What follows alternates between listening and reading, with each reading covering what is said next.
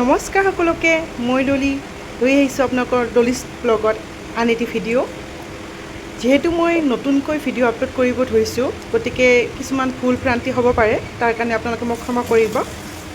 আজি পিছে ভাবিলোঁ দুপৰীয়া আহাৰকণ আপোনালোকৰ লগত শ্বেয়াৰ কৰোঁ।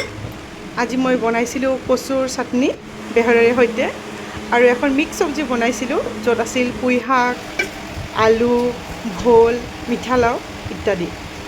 যিটোহে গৰম পৰিছে মানে কি ক'ম আৰু কিবাকৈ অকণমান কিবা এটা ৰান্ধি ওলাব পাৰিলে আৰু ৰক্ষা আৰু যিয়ে নহওক মই চব্জিখিনি আগতে কাটি মেলি ধুই ধুনীয়াকৈ অঁতৰাই লৈছোঁ। কচুখিনিও মই সৰু সৰুকৈ কাটিছোঁ আৰু ভালকৈ ধুই লৈছোঁ। কচুখিনি আচলতে মই মিক্সিত পিচিছোঁ, কিন্তু আপোনালোকে মিক্সিত নিপিচিলেও হ'ব, আপুনি হয়তো মানে সৰু সৰুকৈ মিহি মিহিকৈ ৰুকিবও পাৰে। যিয়ে নহওক এতিয়া মই তেল গৰম হ'ব দিছোঁ।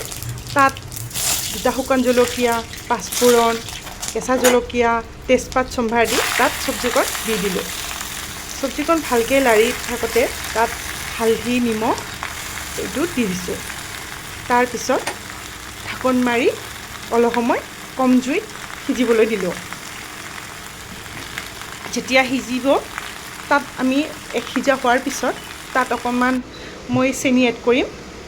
আচলতে বহুতে চেনিটো এড নকৰে, কিন্তু চেনিটো দিলোঁ মানে কি হয় মোৰ ধাৰণাত আৰু মই ভাবোঁ যে চেনিখিনি দিলে অকণমান মিঠা মিঠা হয়, যোনটো সোৱাদটো খাবলৈ ভাল লাগে আৰু মিঠালাও মিঠা থাকে বাৰু, কিন্তু কিছুমান মিঠালাও আৰু কেতিয়াবা মিঠা নাথাকে, গতিকে সেইকাৰণে অকণমান চেনিটো দিলে বস্তুখিনি ভালকৈ সিজিও যায় আৰু খাবলৈও সোৱাদ হয়।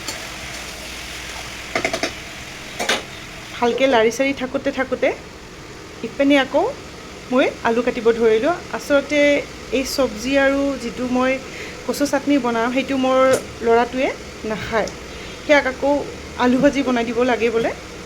সেইকাৰণে ভাবিলোঁ এই চান্সতে মই আলুখিনিও কাটি লওঁ। আলু কাটি থাকোঁতে মোৰ চব্জিখিনিও হৈ গ'ল। এতিয়া মই আহিলোঁ কচুখিনি বনাবলৈ।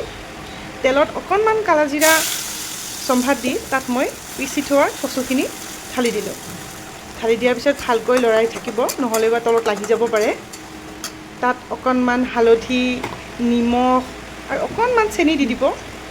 আপোনালোকে হয়তো ভাবিব পাৰে কি চেনি কৰি আছে, আচলতে নহয়, চেনি দিলে কিছুমান বস্তু খাবলৈ সোৱাদ হয়। বিশেষ কৰি আপোনাৰ যিবিলাক এই কচুৰ আইটেম থাকে, যিকোনো কচুৰ আইটেমতে অকণমান চেনি দিবচোন, খাবলৈ আৰু বেছি সোৱাদ হ'ব। যিয়ে নহওক মই কৈ থাকোঁতে তাত আপোনাৰ মোৰ কচুখিনিও হৈ গ'ল। তাত মই অকণমান বেহৰ বটিও দিছিলোঁ, সেইটো দেখুওৱা নহ'ল বাৰু।